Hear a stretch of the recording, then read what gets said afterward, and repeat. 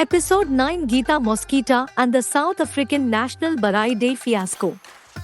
This narrative is proudly brought to you by Police Speaks For You.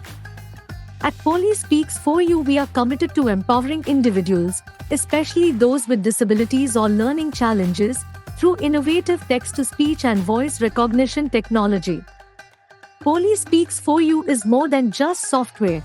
It's a tool for self-expression, connecting people with the world in meaningful ways. By blending the richness of history with cutting-edge technology, Police Speaks For You demonstrates that every voice, whether preserving the past or shaping the future, has the potential to inspire. While we strive to make the story engaging, our primary focus is on storytelling itself. The visuals are secondary. We are showcasing the remarkable capabilities of text-to-speech software that bring these stories to life. National Barai Day. For anyone outside South Africa, it's basically a version of the 4th of July BBQ, but with more bowers, more chop and dough, and definitely more smoke.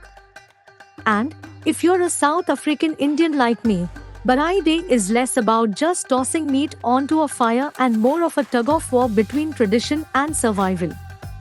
Now, I had big plans for this Barai Day. The whole family was coming over, the kind of family where you don't just cook for 5 people, you cook for 25, and then some just in case. But things got a bit, let's say, spicy, real fast. It started early that morning with Shanti's voice blasting through the house like a vuvuzela. "Geeta," she screeched from the kitchen. "Where's the coal? You know you need good, hard coal for a proper barai. None of that supermarket stuff. I told you to get coal from Bunny's Barai Bonanza. They've got the best." Now, let me explain something. I had been to Bunny's once, and it was basically a scrapyard that happened to sell coal out the back. The last time I went, I got cornered by a guy selling dodgy, designer sunglasses and walked out with a pair of Prada lookalikes that said proudly, "Instead." So I wasn't in a hurry to go back. "Ma, we will be fine with what we have got," I yelled back. "No one's going to notice the difference in coal." Shanti appeared in the doorway, glaring at me like I'd just insulted her mother's dal recipe. "No one notices? That's why your bowers always tastes like cardboard. It's because of your weak coal, Geeta. Today, we're doing this the right way." And just like that, my simple Barai Day plans turned into a tactical operation. 2 hours later, Rajesh and I were outside, setting up the Barai Master 3000, a beast of a Barai Shanti insisted on buying last year. The thing was huge. It had more knobs than our stove, a temperature gauge, a side burner, and a little shelf for sauces. "Rajesh," I muttered, "do you even know how to use this thing?" He squinted at the manual, which was written in what appeared to be a mixture of Afrikaans, engineering jargon, and something that looked suspiciously like IKEA instructions. I think this part attaches to that thing, or maybe this handle opens the..." Before he could finish, Shanti marched outside with a tray loaded with marinated chicken, sausages, and a glaring look that could start its own fire. "Are you two still fiddling with that barai?" she snapped. "I swear, you're slower than an ESCOM load shedding schedule. We should have started this fire ages ago." Rajesh fumbled with the matches, trying to light the coal. But something was wrong. Very wrong. Instead of flames, we were greeted with a pathetic puff of smoke that quickly turned into a full-on smoke screen. The kind that would make you think someone set off a signal flare in the backyard. Before we knew it, the entire neighborhood was covered in a thick cloud. Shanti stood there, hands on hips, eyes watering from the smoke. "Geeta, what is this nonsense? Did you buy the wrong coal?" "I told you, Ma," I coughed. "It's perfectly fine coal." Shanti rolled her eyes, stormed back into the house, and returned with a fan. "Fine. You do it your way." but I'm making my own tandoori chicken inside. And we will see who's laughing when your bowers tastes like old rubber tires. As the smoke clouds slowly dissipated and our barai finally got going, I thought, okay, the worst is behind us. Oh, how wrong I was.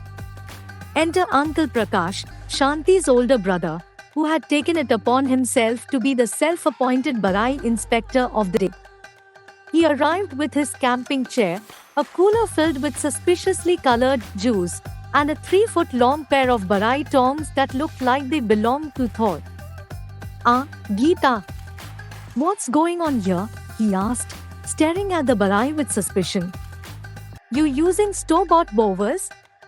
"Yes, Uncle Prakash," I said through gritted teeth, already dreading what was coming.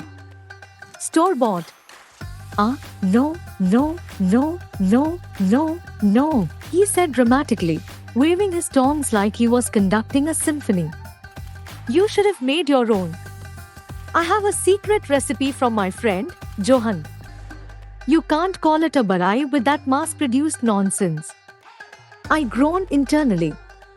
But before I could argue, Uncle Prakash had already taken over the barai, flipping sausages and chicken pieces like he was auditioning for South Africa's Got Flavor. Every 5 minutes, he'd offer tips about how, back in his day, they used real wood, not this flimsy coal nonsense. Meanwhile, Shanti was in the kitchen, her tandoori chicken experiment turning into what could only be described as a mild explosion. She had forgotten to cover the pan, and now the kitchen was decorated with splatters of red marinade. "Geeta," she shouted from inside. "Why is there ghal all over the ceiling?" "I don't know, Ma. Maybe because you were trying to deep fry tandoori?" I yelled back, wiping sauce off the kitchen wall. "It's not curriculum approved." And just when I thought things couldn't get any more chaotic, Auntie Jyoti arrived with her famous chili bites, only to immediately trip over Rajesh's shoes, sending a tray of fiery chili bites flying into the air like they were auditioning for Cirque du Soleil. Chili bites rained down on us like confetti at a very spicy parade. Rajesh, caught completely off guard, ended up with a particularly large one hanging from his ear like an earring. The entire backyard was a scene of complete chaos, half-burnt sausages, smoke, Shanti yelling about the chicken, and now chili bites scattered across the lawn. As evening rolled around, and everyone was sitting around the table, munching on a combination of overcooked sausages and burnt tandoori, I took a deep breath. It wasn't exactly the picture-perfect barai day I had envisioned, but it was certainly memorable.